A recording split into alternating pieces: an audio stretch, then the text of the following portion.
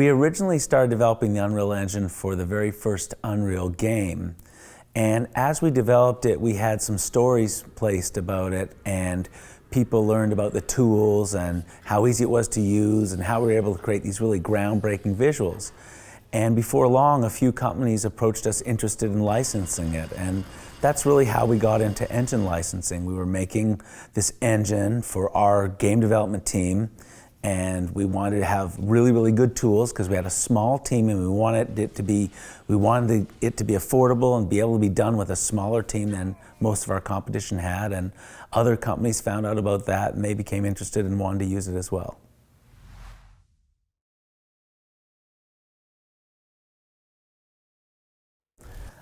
I think we're at a pretty exciting phase for the industry right now. We have massive growth in mobile.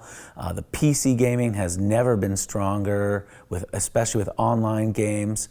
Console gaming, we're about to head into a new generation, get some really incredible new machines and new services for gamers. So I think it's all really, really good. I think what you'll see is more of this games as a service idea, where you have a game that runs on the console and you have a companion game or the same game that's talking to the same database, it's using the same characters and environments, running on mobile, potentially running on the PC, and you'll be able to basically game anywhere. So you'll have gaming based on your context. When you want to sit on the couch and use your thumbs, you have console gaming. When you want to sit at a desk or at a table and use a keyboard and mouse, you have PC gaming. When you're, again, sitting on the couch or on a plane or something like that, you'll have, your tablet and phone gaming. So it's actually quite exciting, and it's really cool for a company like Epic because we make this Unreal Engine technology that spans all these different environments. So the same Unreal Engine 3 and Unreal Engine 4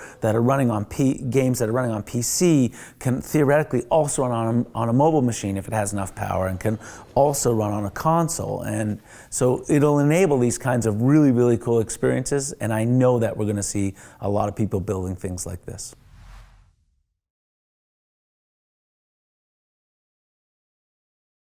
So I think Epic has a really cool and special place in the industry. There are lots of developers that are doing mobile games, and lots of developers doing console games, lots of developers doing PC games.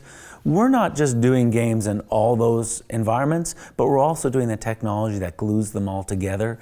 And we're doing it with our own AAA special sauce, if you will. And again, I don't think that makes us different. Like I say, I think there are lots of developers that are doing those various things. I think what's somewhat unique about Epic is that we're doing all of them, and we're providing this glue technology, and then we're taking that technology and licensing it to any other developers that want to do the same sort of thing, as well as millions of independent developers and students and people who just want to learn about technology. It's out there, it's free, they can go and play with it, and they can use it for all kinds of cool things. So I'm really happy about our place in the industry.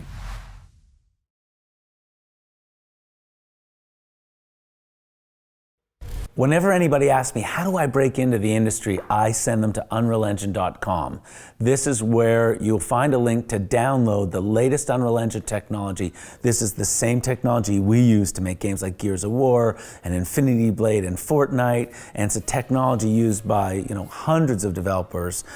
In fact, in 2012, 4 of USA Today's top 12 games were made with Unreal Engine technology. It's available for free. Anybody can download it and use it for non-commercial purposes, to learn how to make games, to learn the tools that we use, and then if they want to go on and do something commercially, it's really inexpensive and easy to get going with it, make a great game and ship it. So that's my advice. Go out there, get your hands dirty, make something.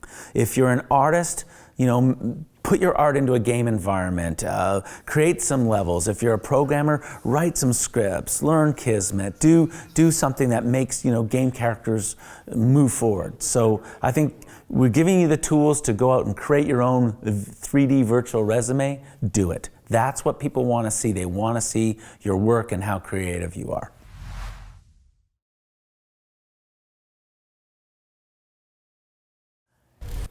I think the future of the video game industry, like the past and the present, is always shaped by the gamers, by the consumers, because ultimately they decide what's going to be popular. They decide what the trends are, what they're going to invest their time and money into, and what their heart and soul is really interested in. And you have to have that tete-a-tete with your community. You have to have that back and forth and understand what it is they love or sometimes don't love about the products and the games that you're making. And you have to really be a fan. You have to be a gamer. You have to be somebody who's in love with gaming, or else it's hard to make something that the gaming community is going to really enjoy.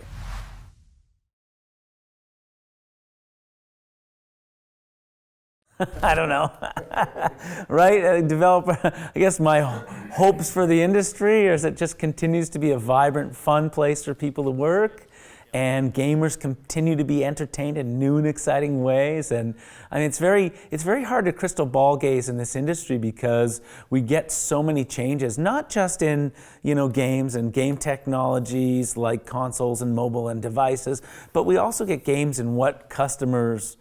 Changes in what customers like and what how customers perceive their entertainment dollars should be spent. So I just I don't even have to hope. I know that the video game industry will continue to thrive. It's the kind of entertainment that people really enjoy, and there's nobody who wants it to go away.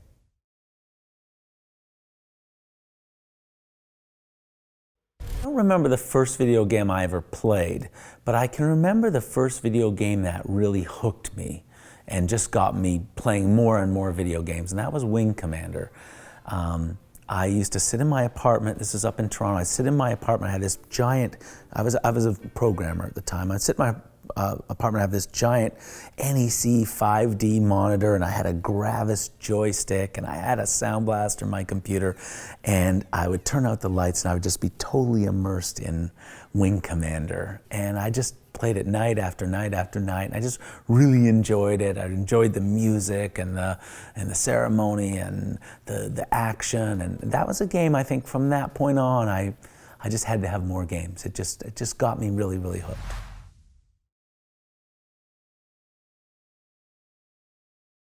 Epic got started as a one-man indie team. Really, it was Tim Sweeney developing ZZT, and gradually built up into much larger teams. But then again, we've kind of also got smaller teams now too. And so I think the interesting thing is, I think what you're seeing in the mobile game marketplace is kind of a parallel of what happened in the PC and video and console game marketplace, whereas people start out with very small teams. There are games out there on iOS and Android that are made by one person working for a couple of months in his garage. And the cool thing is, even today that one man can do so much more. We look at Unreal Engine 4, and we have one of our artists here, and he's tasked with just making all kinds of fun little indie games to test out the engine capabilities, to make sure that it can do certain things, to push it in certain directions. And he just pushes out all these cool little games. We don't ship them, they're just research.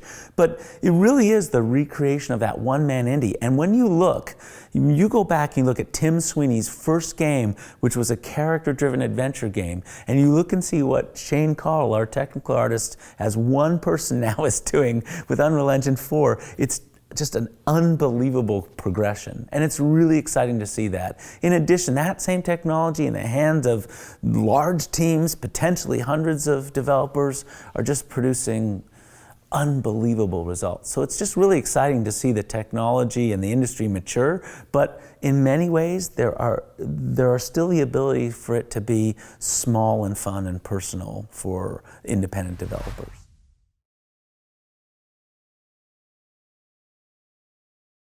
When you make a video game, I think the best thing you can do is make a game you really love to play. Make something that for you is a hit. For you, if you're the reviewer, it's 100, or as close as you can get. For you, as the gamer, it's something you would definitely be willing to spend your money on and buy this awesome game. That's all that you can do, because after that, it's the consumers that decide. So when it comes to Gears of War, I think we all played it and knew, wow, we really love this game. But then there's always that, well, will the market like it? Will the gamers buy it? Will they take to these characters and these stories and situations? So you just don't really know 100%. You really have to put it out there and see what people think. And we were blessed with Gears of War. It became a huge hit. Now it's become a huge series, and it's very, very exciting. And we're really, really pleased that the fans took to the game. But it's really them we have to thank for our success.